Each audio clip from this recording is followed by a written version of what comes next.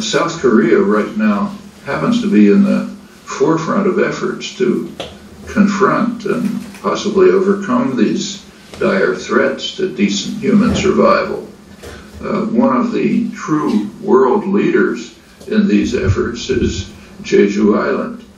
It's the scene of terrible atrocities in the past, as I'm sure you know, and it is now seeking to become an island of peace, of world peace.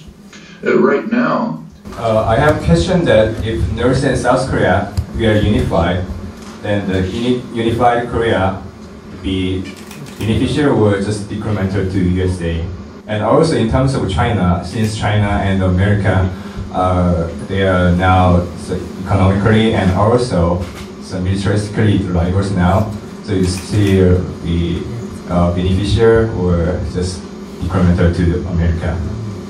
Well, it's claimed that the United States and China are engaged in a power struggle. There's a small element of truth to that, but not very much in my opinion. The United States, notice that the power struggle, such as it is off the coast of China. It's not in the Caribbean, it's not off the coast of the United States. If there's a conflict, it's a highly unequal one.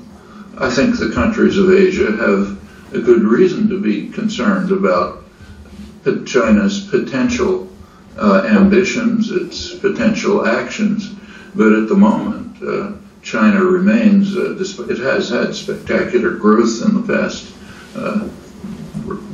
several decades, but it remains a very poor country, facing internal problems that are completely unknown in the West.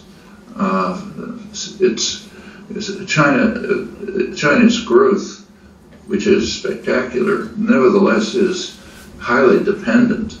China is mainly an assembly plant for high technology parts and components, advanced software and so on, that's developed in the surrounding industrial countries.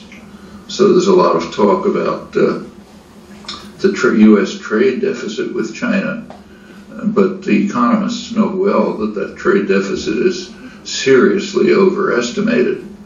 If you estimate the trade deficit in terms of value added, what's actually contributed, it turns out that the deficit with China is overestimated by about 25%, and the deficit with South Korea, Taiwan, Japan, Singapore is underestimated by the same amount, because there's an Asian production system in which high technology and development is at the periphery of China, and China's an assembly plant. China will no doubt move up the technology ladder, but that's not an easy path, and it faces extremely serious problems ahead.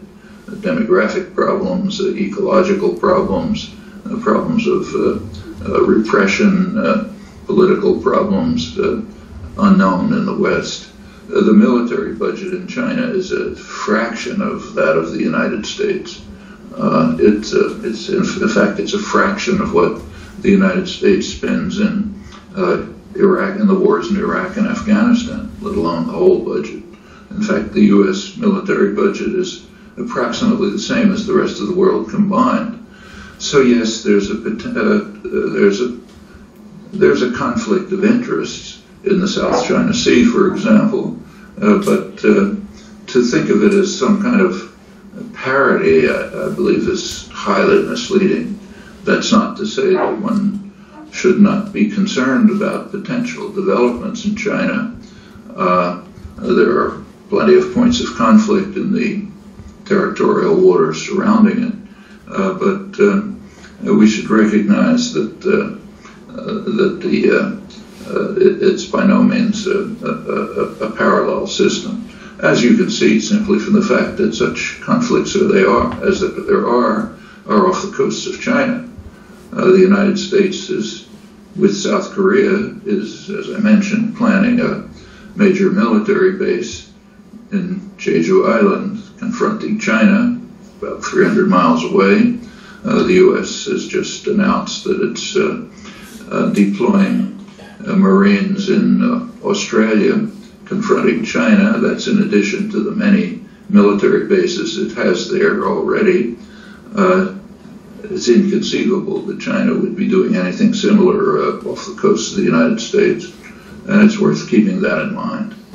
I would like to ask on the reunification of Korea, North and South Korea.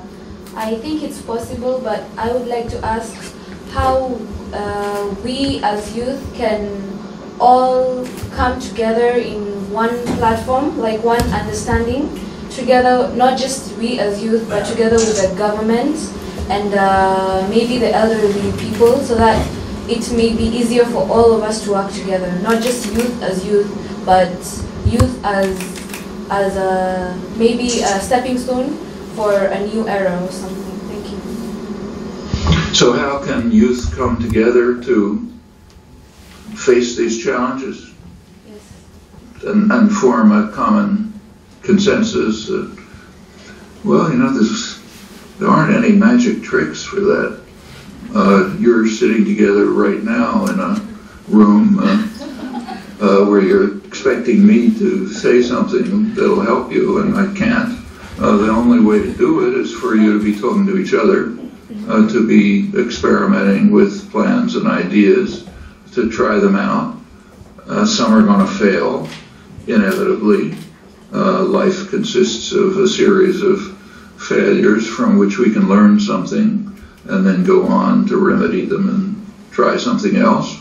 I'm sure you have plenty of ideas right within a few feet of where you're sitting that can lead to interaction, discussion, planning, experimentation. And that's the only way that things get done. It's happening right now, all over the world, in fact. One of the very striking developments in the past several months is what are called the Occupy movements. They're all Occupy Wall Street, Occupy Boston, where I am, all over the United States, same in Spain, same in Greece, the same in England. These are mostly young people. When they occupy a particular area, say Wall Street, the park near Wall Street, they're forming associations, bonds, creating communities, exchanging ideas, discussing, proposing plans, reaching out to others who form what they call the 99%. That's an accurate description. The overwhelming majority of the population who have been left out of recent so-called neoliberal economic development, have been left to stagnate while a tiny fraction of the population has become extremely wealthy and the democratic systems have been significantly eroded. And now they're confronting that first major effort in 30 years to confront these developments. Well, that's the kind of thing that youth can do and are doing, just as in Jeju Island. Villagers are doing things. There's no shortage of opportunities. If there's a shortage of anything, it's will and dedication. Instead of why nowadays people say that youth plays, the young people plays an important role to to solve any problem, but why the young people plays an important role instead of the people that have higher position, you have the power. In maybe some people like in the parliamentary or the government, why don't that type of people, the elderly people, you use your power to solve this problem instead of the young people? No, I didn't quite understand. So why do youth have the burden of leading the way on these issues?